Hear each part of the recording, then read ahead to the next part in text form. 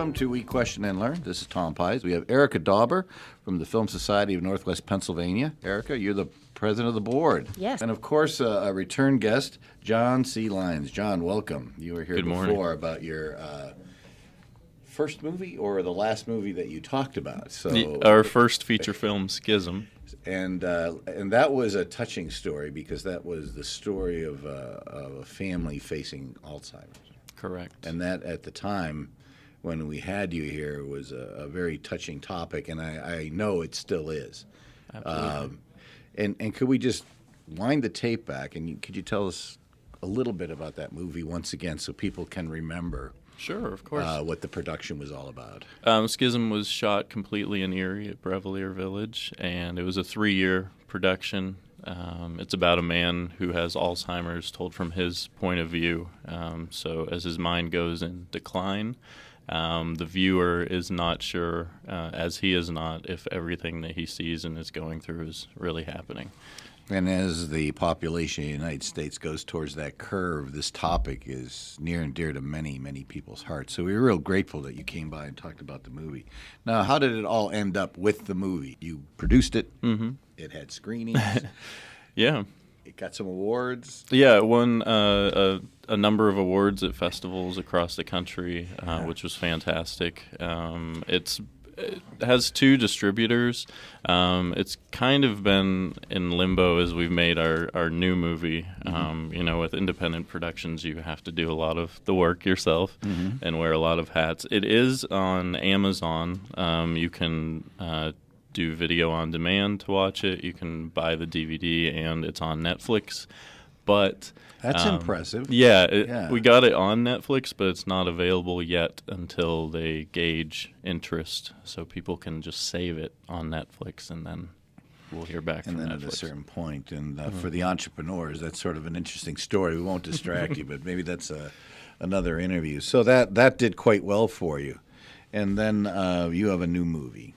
There Are No Goodbyes, which, again, a 3-year production. We shot mostly in Erie. We also shot a scene in Pittsburgh and several scenes overseas in Ireland, Poland, and the Czech Republic. That's massively impressive. Sounds like you got a little bit of a budget. Well, actually, you know how Kickstarter is very popular now. You actually went on there. Yeah, I noticed that people get funded quite readily on that. Yeah, we actually went with their competition, which is Indiegogo. The thing with Indiegogo is if you don't raise with Kickstarter, if you don't raise 100% of your goal, you get 0. So you've wasted a lot of people's time and money. With Indiegogo, whatever you raise, you get, but luckily we went over our goal. For the novices, spell Indiegogo. It's Indiegogo is INDIEGOGO. Okay, Indigo and another go at the end. Now, Kickstarter, I've been a big fan of that. I'm watching a lot of things, and everybody has an aspiration to do something. So I have my non-electric can opener waiting here to be. And so, of course, that failed because no one uses cans anymore. But I'm being facetious. That actually was of huge benefit to you, and you made your goal. Yeah. Did you have to campaign to get people to vote for you? Oh, yeah. Big time. Big time. Yeah, it's, you have to put But that's like public broadcasting. broadcasting. You put your product up, and people donate, or will they pledge, or do they donate? They contribute. And then, depending on their level of contribution, they get perks in return. So a lot of people I would share rough cuts of the movie with, which was also beneficial to us to get that feedback early on. So what in was the your process. goal? This is fun. This is like talking about a pledge drive. Sure. Our goal was $5,000. We're not at millions. You didn't beat it up for No. $50,000. And we got about to 6, which got us a lot of equipment. That's impressive for something that people literally have to put their checkbook or their PayPal card on the line. Yeah. So it was people believing in just, the synopsis of the film enough to give, and we got people not from this area that made nice donations. So this became a feature on Kickstarter, and folks who didn't even know you read the synopsis. And for people that don't know, there's usually 2 or 3 that show up. And I get the email, so I get to see all these cool things. Right. What amazes me is that people, it's near and dear to my heart because public broadcasting is just like that. You ask for money. but these are for-profit entities. Right. And the benefit in return to the person interested in your movie is they get some perks, some features. Yeah, we gave tickets, to some of our test screenings. They could see rough cuts of the film. Obviously, they get a DVD of the film when it's done, things like that, which it is done now. And we just had our world premiere this weekend. For the movie. For the movie. Where do you have something? Where did you have that? Well, we started. We finally finished final cut of the movie in January of this year, and we started sending out to festivals, which is pretty standard. And we're starting to hear back now. The first one that accepted us was the 40th annual Athens International in Athens, Ohio. Oh, not Athens. No. But you were talking about going to Europe, and I thought, right. I see. Yeah, we hope to have some screenings in Europe, obviously, and some in Erie coming up soon in the future. Erika, you're the president of the board. Now, how does this whole organization work structurally? There's a board. There's John C. Lyons here. Well, John is just multi-talented. He's got his hands in everything. Well, the Film Society kind of came out of some other local film festival producers. Greg Ropp and his family kind of established the Film Society of Northwestern Pennsylvania a number of years ago. And it really didn't do much. Didn't get a lot of momentum behind it. So a few years ago, John and I got together and with a group of other individuals as well. And we said, what could the Film Society be for Erie? We have a lot of film festivals going on around here. We've got filmmakers making films in Erie. How can a nonprofit organization assist those entities? So we organized. We reached out to people that we thought might be interested, and we built a board. And we just started planning. We did some strategic planning last summer with Decision Associates, and that was really helpful to create some strategies and visions for the future. You went right to the big boys. We joined the nonprofit partnership, and we took advantage of their capacity building grant. We worked with Emily Wachter over there. She was great. Yeah. We created some strategies, and we're really excited because we, right now, are making a lot of progress on our first to third year goals, which is we have an office space that is generously donated. You do have we an do. Office space. We have an office. I was going to say, the basement's getting a little crowded. He's got all this equipment down there. Now he wants you to have your office down there as well. That's right. I'm teasing. Yeah. Kidding. So where can I? So ask our office where is at 1926 Peach Street. Oh, we're in the building with Jeff Fatika's business and More Frames Animation. That is a very nice place, isn't it? It's great. Yeah. And we have a wonderful space to hold our board meetings. Right now we don't have any paid staff, so as we grow, I think that space will become much more valuable. Right now, it's where we have our board meetings and other meetings, but it's really wonderful. So we've met that goal. We're really excited about that. We've also built a board. I mean, that was one of our goals, is to build a board of individuals that were committed to the Film Society, that were passionate, that were willing to put in working hours. Because it's right a now working board, we're folks. A working board because we don't have. I mean, John, you're looking at the two main workhorses right here, but. Our other board members have been fabulous. They put in lots of hours of time, and it's been really great creating a vision with them. So we have a lot of plans for the future. I mean, we'd like to be supporting filmmakers as much as we possibly can, and we'd like to support film festivals and other film screening events in the region. Now, there's a big one in Warren. Do you know about that one? It's huge. It's a monster. It's almost internationally known. I'll have to talk about it after the program, but it's a monster festival, and what I was envisioning is something like that here in Erie, Pennsylvania. Well, you would be. Well, I'll tell you, there's a couple of events already going on that you may not be aware of. Okay. One event that's really large every year, this year will be the 10th annual Erie Horror Film Festival, and that happens in October. Oh, yeah. And that's at the Warner Theater. It kind of started back at the Roadhouse Theater and then grew to the Playhouse, and now it's at the Warner. It's a film festival and expo. It's really well attended every year. People come from all over, and they get really amazing guests. It's kind of like an on-the-map film Film Festival because of its focus on horror. And of course, when you live in Erie and you have the Erie Horror Film Festival, yeah, you do. It does a lot for you. But just announced, there is an international film festival that will be coming to Erie, and I can't remember exactly It's the dates. Flagship International. Yes, the Flagship International Film Festival. Here in Erie, Pennsylvania. In Erie, Pennsylvania. It's a new film festival. It's going to be in May. Of next May year. of 2014. 14. Wow. It'll be at the Bayfront Convention Center. It'll occupy All right. many screens. Yeah, they'll have many screens. You're doing it right the first pass. Yeah, well, this isn't, I mean, the Film Society is not initiating this, but it is also being run by John Walkowitz and Greg Ropp, the founders of the Horror Film Festival. Yes, they were here. So there's so many festivals that are already taking place in Erie that we're so excited to support with volunteers. Our hope is in the future that we can provide financial assistance to these events as well. We're not there yet, but we hope to be in the future. You're doing the right thing. Over a decade ago, and we're going to go back a bit, when Pittsburgh was sort of lean, it became a movie production capital. And I'd look out my window, and there's old cars driving by, and I can't remember the movie, but it was a 1920s movie. And they kept driving the cars in circles as they went by the film camera, and I can't think of the movie. But and of course, there was about 8 or 9 other crazy movies that all were done at PPG Square and stuff. So what you're doing is maybe planting some seeds for people to think about Erie, Pennsylvania.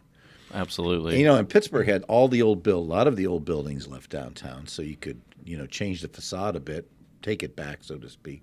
We have a lot of ambiance here, don't we? Yeah, we have all the seasons, of course. We have the lake. We have, as I know, we have a lot of great locations here. Yeah, and you can literally put yourself almost in every era. Manufacturing, high tech, low tech.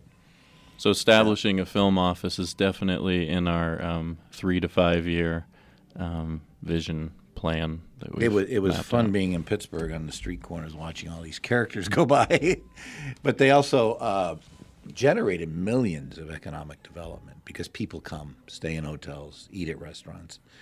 And they're not necessarily tourists, they're working. Right. They're working staff. So there's big trucks in the street blocking the roads, which actually is a benefit because it's like when you go behind the Warner and there's a big concert and you see all the big stage trucks back there. Only you saw that everywhere. Right. So I hope this is successful. Yeah, I mean, from an economic development perspective, film production is huge. It touches every industry, from hotels to catering to, crew people, carpenters, electricians. Gosh, yes. Yeah.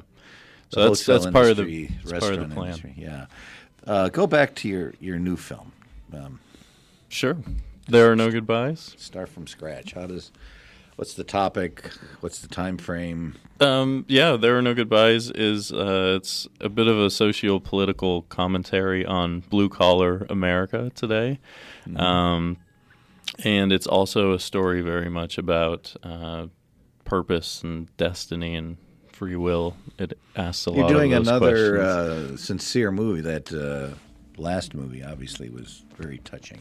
Yeah, I mean, when you Alzheimer's and the emotional things that happen to people, and now you're doing it again. Yeah, when you spend 3 years on a project, you have to obviously do something that you feel strongly about.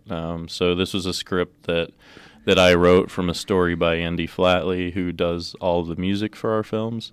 Is he a local person? Yep, he's an Edinburgh graduate. Yep, and a very talented graphic artist in the area too, besides musician.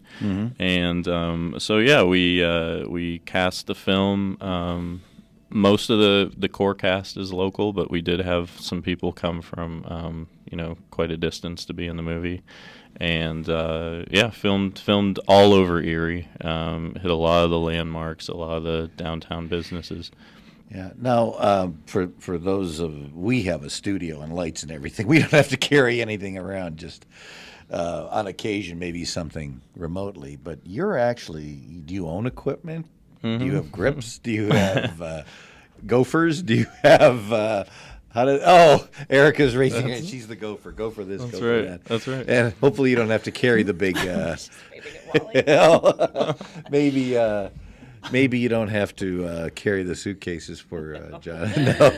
I've graduated Just beyond carrying the suitcases. That's right. She's She's on manager. camera. She's on camera. Oh, an actress now. Okay. So, where's all the money come from for the equipment? Is that yours? Yeah.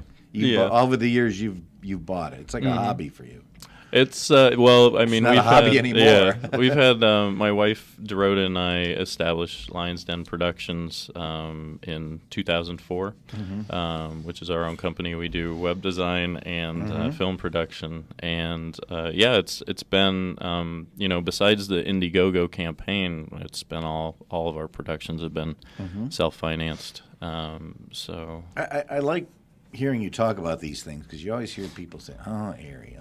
And here you are producing full-blown, award-winning films from Erie, Pennsylvania, and you're going to have another festival here, too.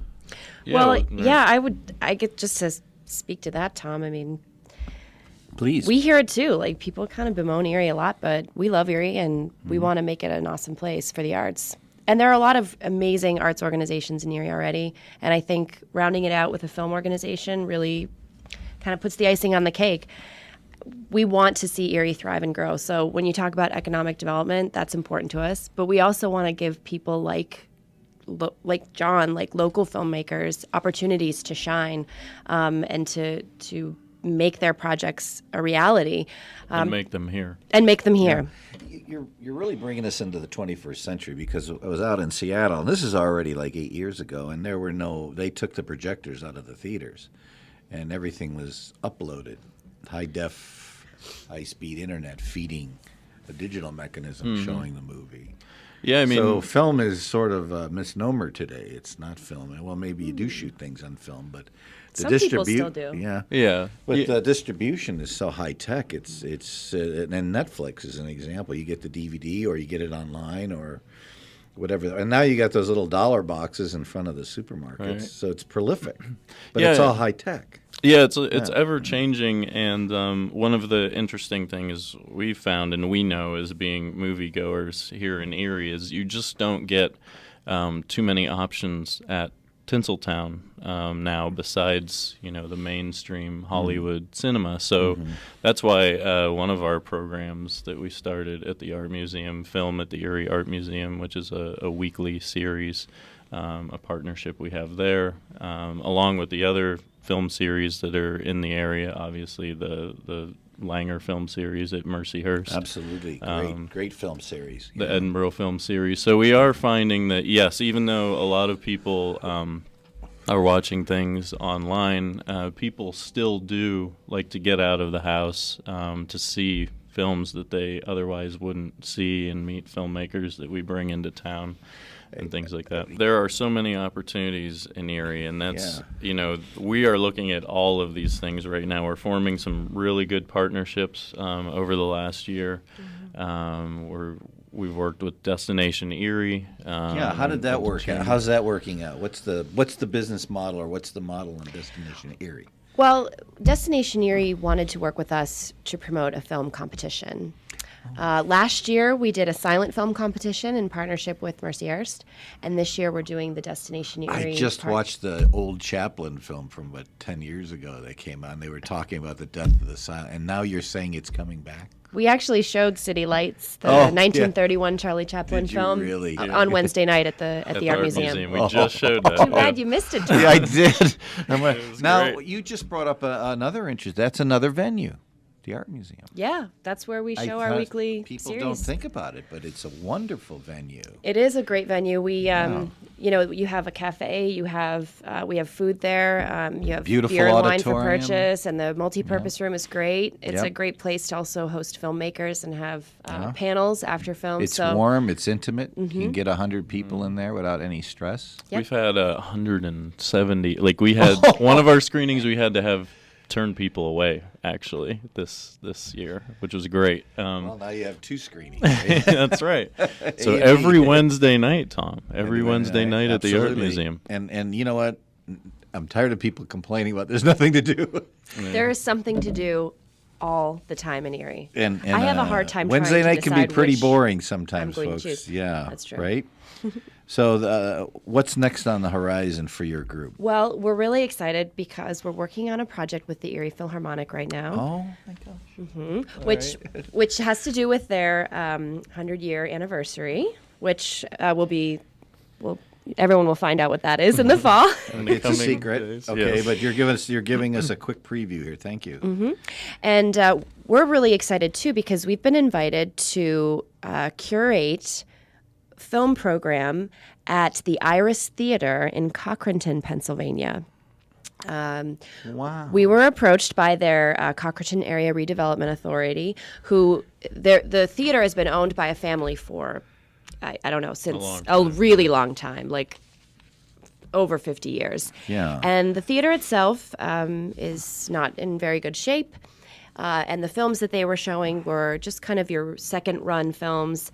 Whatever movies at Meadville didn't want would go to the Cochranton Theater. Yeah. Cochranton is a very small town, and the theater is a very important aspect of their community. So Lionsgate Films, actually from Pittsburgh, has came up to Cochranton because one of their employees is from the area, and he's saying, let's get this theater shipshape. Let's start showing some films and doing some really interesting programming. What a great idea. Yeah. So they've invited the Film Society. As the Cochranton is part of our Northwestern Pennsylvania, they've invited us to come and... It's not that far, folks. It's not far. It is not far at all. It's just a few minutes further than Meadville. That's right. And so we're working with them to create the programming for their new theater. They're going to renovate it and have a lot of new... This is a funder from the Pittsburgh area doing this, or the local Well, area the folks? funding is kind of... Sure. We're not really sure. The funding Yeah. is coming through the Redevelopment Authority in Cochranton, Okay. and they're getting grants. Isn't it great that they're renovating the theater is the first thing, It's right? very great. It's Yeah. great. It is really a cornerstone of their community. There's not a whole lot of activity going on downtown except for the theater. And they want to make it a new place where more people are coming. People are bringing their families. Teenagers especially, they want to keep them in town, and so they want to make it a place where the kids want to hang out again. So we'll be working with them to develop the programming and what kind of films they'll be showing. We also had an Oscar party this year, which was the first in Erie, and next year it'll be the official sanctioned Oscar party in Erie. Sanctioned. Yeah, from the you have Academy. to be sanctioned by the Academy to be the official Oscar party, and next year we will be hosting that. Maybe at the Art Museum again. We'll see. Yeah. So we're really excited about that. You folks are investing a lot of your personal time and energy, but it's going to have a big payoff in the end. The community support, obviously people love you because you have actors, you have producers, you're here. Erika's here, you're working hard. What about government, community, chamber? Is anyone thinking about this with you? Well, Ben Pratt with the Destination Erie is also with the Chamber, and so we've been speaking with him a lot. I think that as time moves forward, we will have the capacity to get more involved at that level of the community.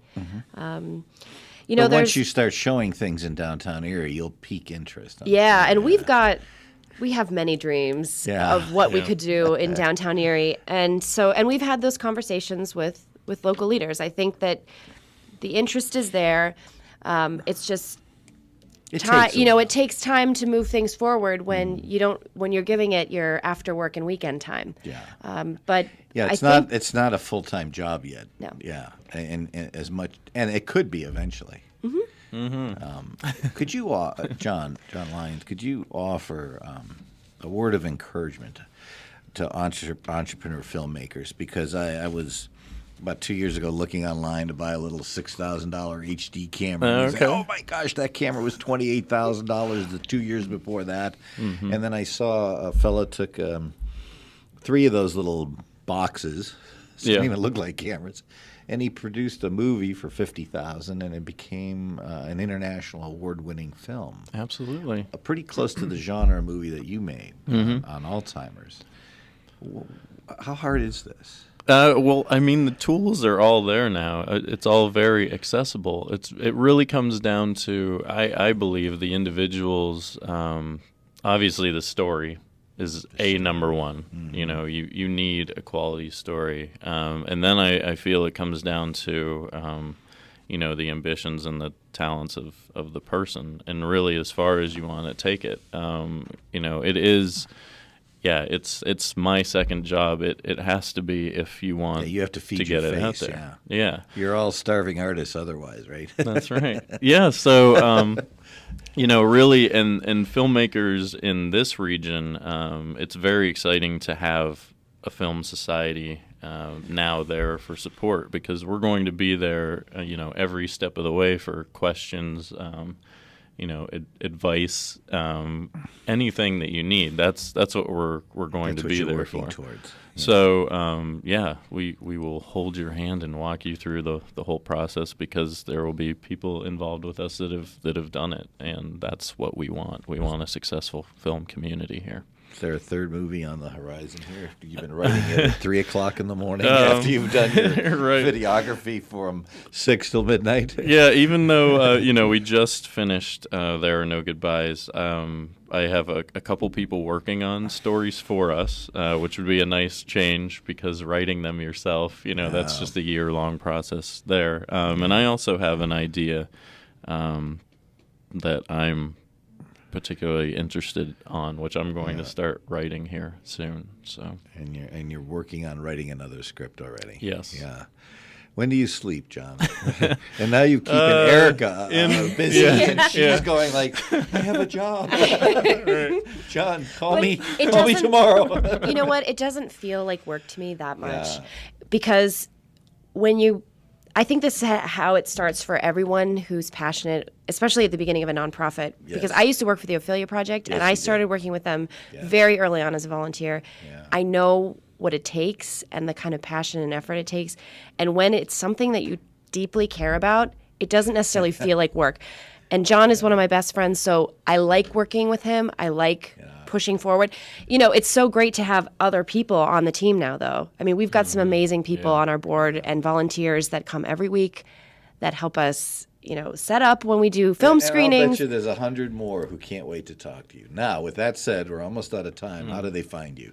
Our website is filmsocietynwpa.org. You can easy. contact us that way. We're also on Facebook, Yep. so find us there. Yep. Anybody who has any questions, they can get a hold of you. Of course, Without anytime. any stress. Any volunteers, they can come and find you. Absolutely. Yeah, and we're at the Art Museum every Wednesday, so you can always stop in every and Wednesday see evening us too. with something going on. Mm-hmm. Yeah, our final film of the spring is next week, called Upstream Color. It's a Pennsylvania premiere. I encourage anyone who loves indie film to come. It's an incredible film. Anything for over the summer? Yeah, we're back June 12th After through June, August. You're going to do the whole, Summer season of which is great. Mm-hmm. I'm glad, and people should know about this, and never let it be said there's nothing to do in Erie on a Wednesday night. That's right. That's right. Yeah. Erika Dauber, the president of the board of the Film Society of Northwest Pennsylvania, and John C. Lyons, a wonderful and talented producer, and we recommend your work to anyone, and thank you for visiting WQLN. Well appreciated. Thank you.